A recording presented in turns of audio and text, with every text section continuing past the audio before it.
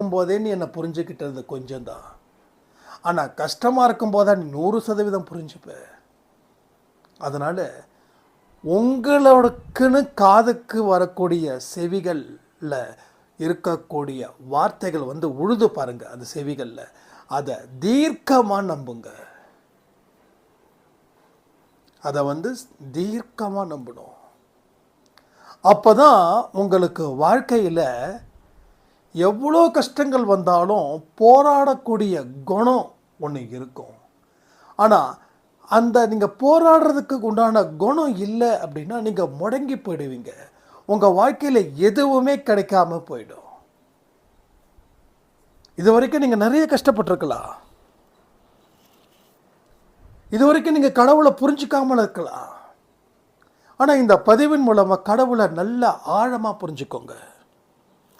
அவர் நல்லதை மட்டும்தான்